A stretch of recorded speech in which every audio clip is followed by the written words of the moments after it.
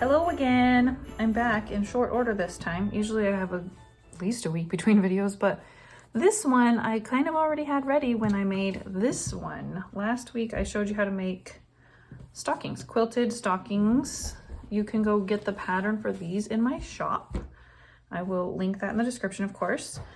I made this one in the video too, so you can see the whole video walkthrough of it. Totally beginner friendly and very, very fun.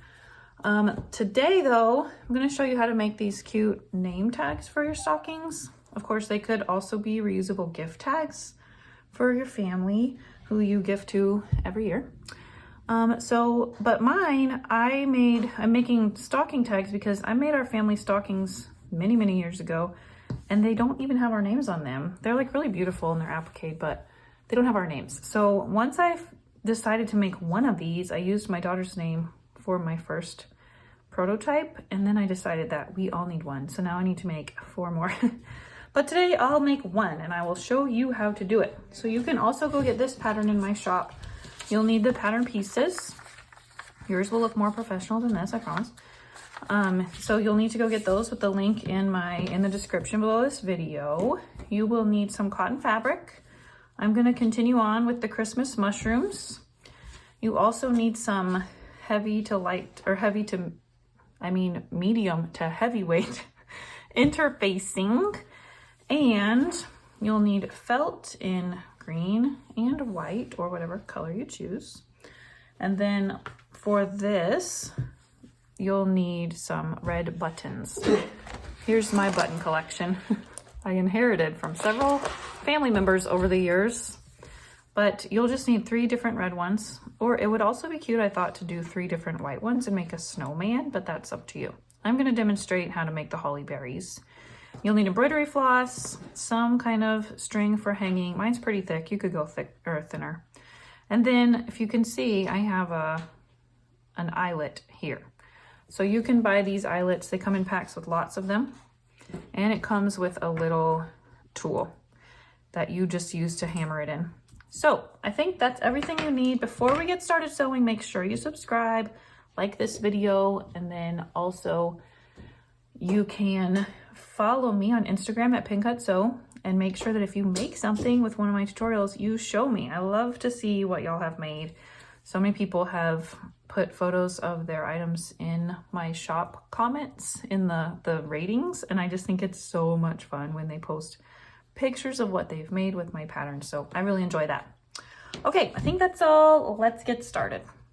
Okay, first thing you're going to do is cut 2 with your main pattern piece out of your cotton fabric. So normally you would just fold over and cut 2, but I'm actually going to kind of fussy cut mine because I want this guy on the back. Last week I had a comment on how willy-nilly I am with my rotary blade laying open on my mat while I'm flailing my hands and materials around, and I realized that is a bad habit of mine, so sorry to have traumatized anyone just waiting for me to injure myself. Thankfully I've never done anything like that, but I know it could happen, so we'll try to be more careful. Okay, and then the other one I'm going to just place here. This will be the front. I want sort of some of the trim to show. I don't want to just have a white border. So maybe I'll put it over here, because some of it's going to be covered up by the felt piece. Oh well. Okay, so now I have my 2 tag pieces. I wanted this mushroom plant on the back, and then I wanted the greenery to be around the border of the front. Okay, so next you're going to cut 2 pieces of this medium to heavyweight fusible interfacing. If you've never used this before, you can just get it at the fabric store. And it's bumpy on one side, that's the glue side. Where's my pins?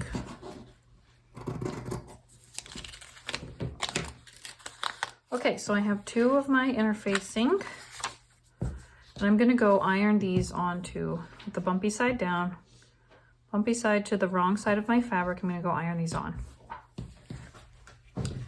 Okay, so what that does is stiffen this, so it won't be floppy, it'll be more substantial, not flimsy.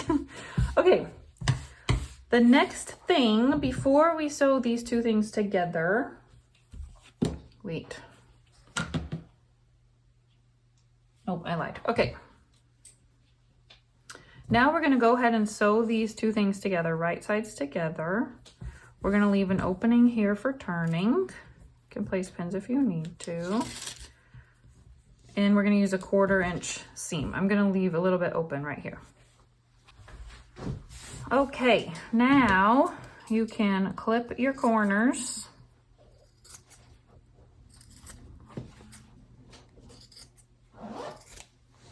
Not too close. And then you can turn it right side out through the opening you left. Gently push out the corners. And then you're gonna go press this so that it's flat, and you're gonna press this opening in as if you had sewn it. Okay, now you're gonna go top stitch all the way around this 1/8 inch from the edge, and this step will also sew this opening closed. Okay, I top stitched it and it's ready for the next step. So I have my pretty part on the back and the front is ready for its embroidered piece. So I'm going to cut out of my white felt. This is just premium felt sheets from Hobby Lobby. I definitely like to use wool felt, but I'm having a hard time finding white wool felt. So this premium stuff from Hobby Lobby is pretty nice. It's thicker than the regular felt sheets, so it does the trick. I'm gonna cut this out, and I'm gonna also cut one out of the interfacing.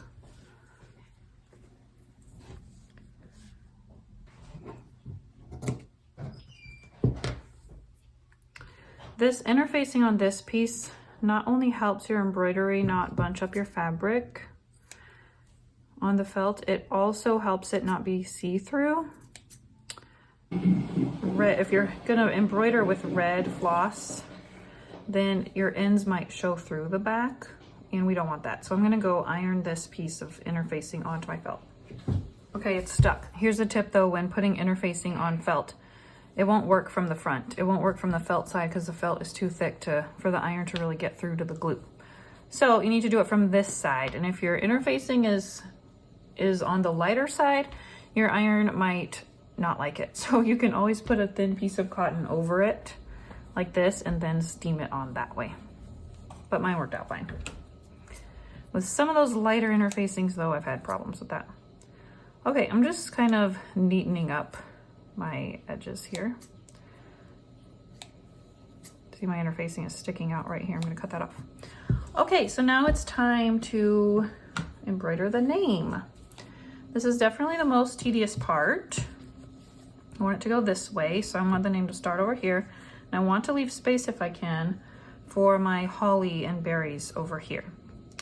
That part is optional, obviously. You can get pretty creative with this. My machine has some alphabets, so if you do not want to hand embroider, you can use the alphabet on your sewing machine, or if you have an embroidery machine. I don't have one of those, but you could do that or whatever you prefer. And then the holly and berries are optional too.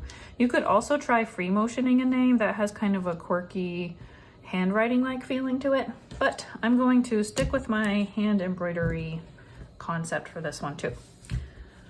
So let's see, should I do my own name for this?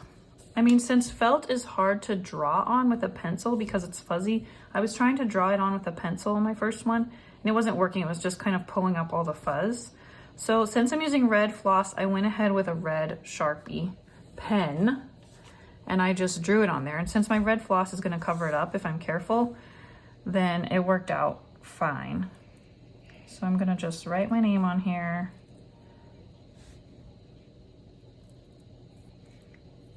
Carefully. Don't push too hard because of that fuzz. You don't want your name tag to get all fuzzy. There we go. This is my name. I'm going to do French knots for the dots. And I have plenty of space over here for my holly berries. Okay, this part will take a minute, so I won't make you watch the entire embroidery process. But I will show you how to get started. if I can find my needle. Okay, my floss is it's actually pearl cotton, so it's a little bit thicker than I would normally use, but it was the only red that my daughter had in her stash. Okay, so I'm just gonna thread it on there, tie one knot in the back,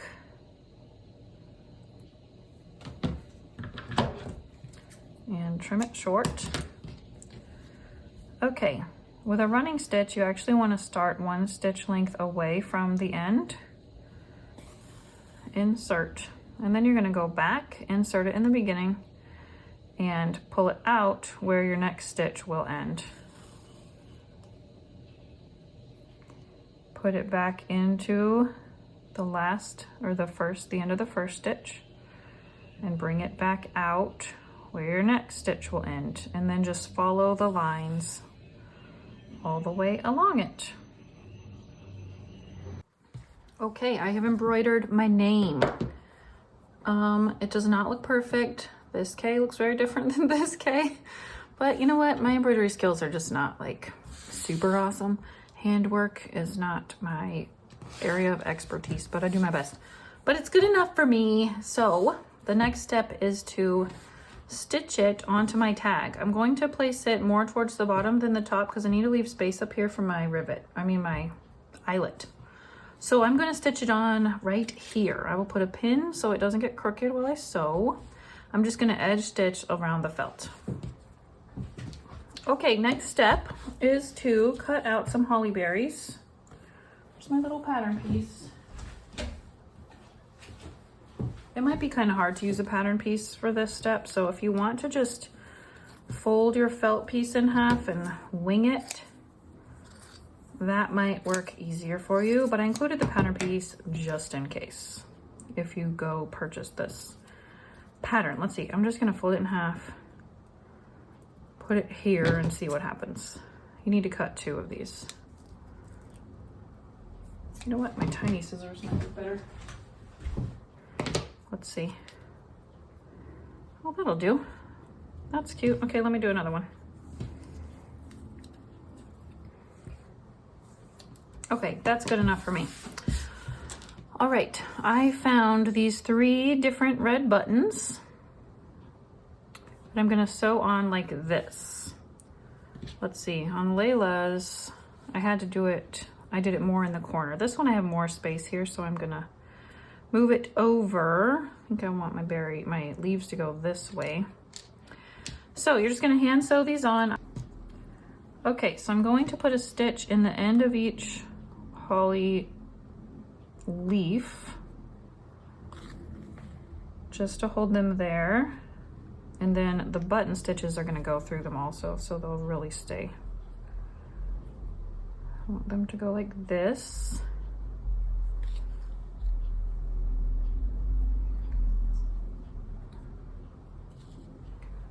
Okay, and then I'm gonna place my first button up here. And just go ahead and sew all 3 buttons on your holly berries, for your holly berry. Ooh, I did have one good idea for you. I think it would be really sweet if you used your child's handwriting to make their own stocking tag and then embroidered over that, or if you let your children use their handwriting for your parents so that their grandchildren, if you use their grandchildren's handwriting and make them a gift tag, I think that would just be really sweet. And then after Christmas, if they don't use it again, they could always hang it on their Christmas tree. It has their name on it. Okay, last one. I picked 3 different buttons because I think it's cute, but you don't have to. Most people probably don't have the extensive button stash that I have. It's a little out of control, but you know what? If I ever need 6 of the same white button, you better believe I will not find it in there. Okay, let me just knot that in the back. These stitches do show on the back, but since I used white thread, it really just blends right in. To bury my tail. Cut it off. Okay, last step. I have this tool and I have, here's my string. think I did 12 inches of that. Okay, and here's my eyelet. I have this very cool toy. It is a spring-loaded hole puncher. It's very loud, so I'm not going to do it on the video. I'm going to go over to my other mat because it does leave marks. I have a trashier mat I'm gonna use. But basically you put it here where you want your hole. You pull it up and you just let it go 3 or 4 times and it puts a nice hole in your fabric. I will link to this. It's a set of 3. I think it's Fiskars. I got it way back in my scrapbooking days, but I use it all the time for sewing. So I'll go put my holes in. Okay. Didn't quite get that off. So that's your hole that you need to put your eyelet in. Now eyelets come with these little tools. So you do need a hammer.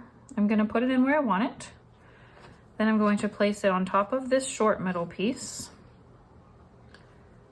And then I'm going to put this end of the hammering tool on the open side and hammer it down. Oh, see how the back of that opened up and spread out over my hole? If you don't have one of these spring-loaded punches, that's okay. Just cut a hole in it with your scissors and it'll be fine. Okay, so there's my pretty eyelet. I'm going to cut 12 inches of my string. I think it was 12. I'm going to thread the loop side through the eyelet. This is really thick string, I know. You can use thinner or use a ribbon, but I just like the chunky look of this. And thread that through, pull it. Oh, might have to replace that, but I think it's fine. And then tie a knot in the ends onto your Christmas stocking. There you go. Your nice stocking name tag. I think they're so cute. I can't believe I have to make 3 more. I'm not the kind of person who enjoys making the same thing over and over and over. I just noticed the camera was really crooked, sorry. Anyway, I'm glad you guys stick around even though my videos are semi-unprofessional sometimes and I keep my rotary cutter open and I mess up on my eyelets. I really appreciate you coming back to keep watching. So let me know what you think of this project. If you think you're going to make some, or if you think you're better at embroidery than me, tell me about that too and give me some tips. And I will see you soon. Bye.